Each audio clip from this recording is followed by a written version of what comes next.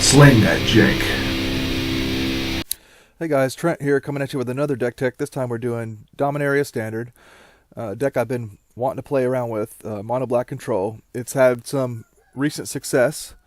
This list I put together right here, I just changed a little bit, pretty much just in the main deck, from a list that recently went, the most recent 5-0 for Mono Black Control, which is by a guy named a player by the name of Floatius. Congratulations to them on a 5-0 finish. I like the way that they went with this deck. Prior iterations of the deck had a lot more removal, like Never to Return, alongside of Vraska's Contempt because of a recent rising of like a Super Friends kind of deck. There's a lot of Planeswalkers going around, and especially Karn. This deck is a Karn deck too, but we want to be able to take out opposing Karns, but we do have Vraska's Contempt. This deck that Floatius ran is more like a Super Friends deck of its own because we got a playset of Karn and a playset of Liliana.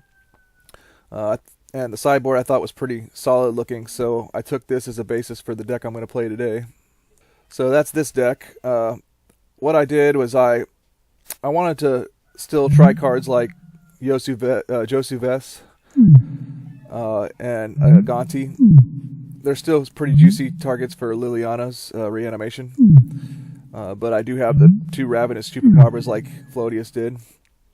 So anyways, what I did was I shaved 1 Liliana and I shaved 1 land. He was running 26 lands. I shaved 1 Memorial to Folly, and that's where I came up with this list. So going over the land, we got the playset of Cabal Stronghold.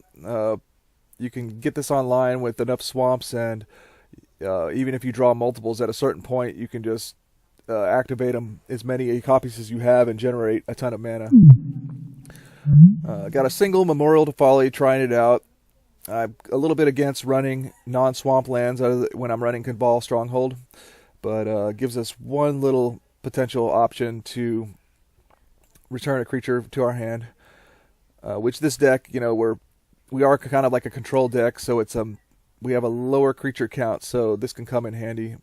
But I didn't want too much of this, especially since it comes into play tapped, and it's not a swamp. Then the rest is just basic swamps. So our only 1-drop is Fatal Push. Of course, one of the most still premier removal in Standard. This deck has brought back in the Glint Sleeve Siphoner, which I look forward to seeing that potential extra card draw. And just another little thing that our opponent has to deal with, really, or it's going to kind of steal the game. So I think this version of the deck has a lot of stuff that can tax our opponent's removal, and I think that's important.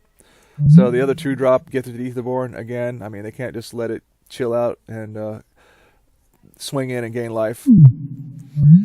Of course, one of the main incentives to run Mono Black, Dreadshade, fine finisher. We're a Cabal Stronghold deck, so this should be pretty strong.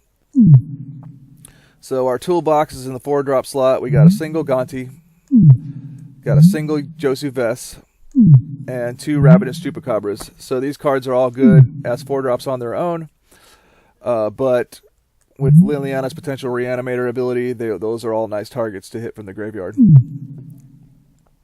Of course, got our playset of Vraska's Contempt, premier removal in the format. And then the new Standard All-Star Karn, Scion of Urza. This is just our card draw engine that we need. The Golem tokens are not going to be much to talk about with this deck, but that's not what this deck wants it for. We just want to keep ticking it and get an extra card advantage, and then when that crucial card comes up, we can -1 and get that card out of exile. So a total of 7 Planeswalkers in this deck.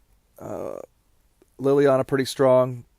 Can steal the game on her own if we just keep making tokens, honestly, and back up her with our own removal. But we can get some powerful reanimation targets, and it's just another Planeswalker that our opponent has to deal with, and we got multiple copies. And rounding it out, we got Walking Ballista that's good at all stages of the game. It's a potential way for direct damage that this deck kind of needs. So it's an important card. Going over the sideboard, I just took it directly from Floatius's list because I think it's pretty solid.